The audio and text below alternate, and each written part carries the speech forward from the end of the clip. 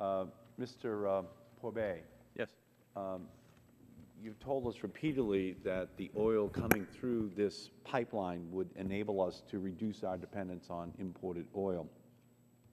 In fact, TransCanada's application for its permit even states that the proposed pipeline will serve the national interest of the United States by providing a secure and reliable source of Canadian crude to meet the growing demand by refineries and markets in the United States. And in your testimony, you posed what you said was the key question. Do Americans want secure, stable oil from a friendly neighbor in Canada, or do they want to continue importing high-priced conflict oil from unfriendly regions such as the Middle East or Venezuela? However, some have questioned these assertions of energy security benefits, citing plans by Gulf Coast refineries with whom TransCanada has entered into long-term sales contracts to re-export diesel and other refined products made from the Keystone crude to Latin America, Europe, and beyond. In other words, if this pipeline is approved, the United States may just become the middleman for shipping products made from some of the dirtiest crude oil on Earth to foreign markets around the world.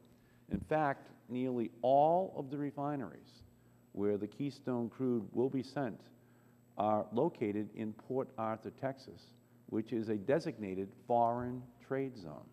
This means that if these refineries re-exported diesel or other refined products, they wouldn't even have to pay U.S. taxes on those exports.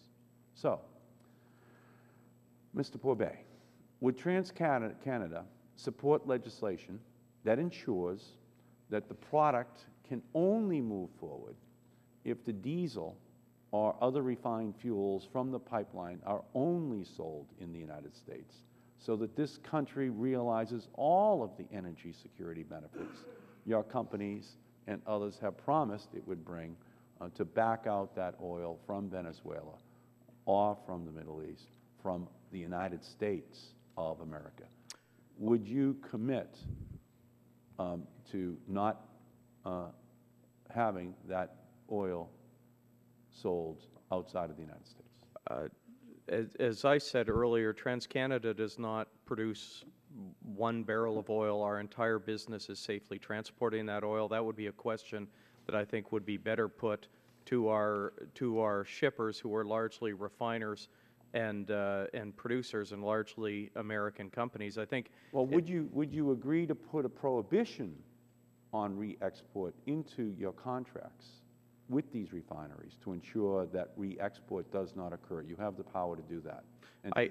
And then to make that a legal part of the agreement, and then that would make all of us feel a lot better. Would you be willing to commit to making that a condition of being able to use the pipeline? If the concern that we're talking about is energy security for the U.S. That's right. If the U.S. government was to put that kind of a criteria on the approval of the pipeline, what that would, I would argue, that would actually reduce the energy security benefits to the U.S., because, as I said, the U.S. is by far the world's largest consumer of refined products. I don't understand why that reduces our security. We're just saying that, and you're willing to contractually commit to keeping the oil here. So it's only a redundancy at that point. Well, will you commit to the redundancy of having it be put on paper as a condition? And because you're saying it's going to happen anyway, that's what you're saying, what's your problem with then agreeing that that's the way it's going to be? Will you commit to agree to put on paper what you say is going to happen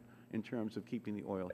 As I said before, yes, in order to get enough refined products that needed for the U.S., the refineries produce from time to time more diesel than they use, and they tend to export that diesel to Europe, and they import incremental volumes of refined products. Would you agree that there would be no net difference, that the total amount of oil that is transported through the pipeline then has to have an exact corresponding amount that is imported in any other form, then, in order to make sure that the amount stays exactly the same, so that our energy security in the United States, backing out this oil from the Middle East, is in fact achieved as a goal? Would you commit to that?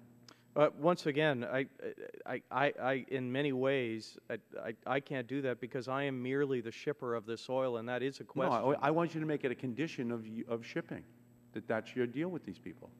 Can you do that? No, I can't do that. We've already agreed to our shipping arrangements Well, with then our. you can see why I'm very skeptical, and the American people are very skeptical. This is just going to be a conduit to Port Arthur, tax-free, to send this stuff around the planet, and you just say, oh, market conditions changed, and there's nothing in the free market that stops us from now sending this overseas. And meanwhile, all these environmental concerns have now been overridden. So you can see why we're a little bit skeptical. We just want a little guarantee that we do get the national security benefit from it, and a corporation isn't allowed, because they're not legally bound, to then skirt that commitment. So I have very serious reservations about this company and its commitment to its real commitment to meeting the national security objectives. Thank of the our country. gentleman. Your time has expired.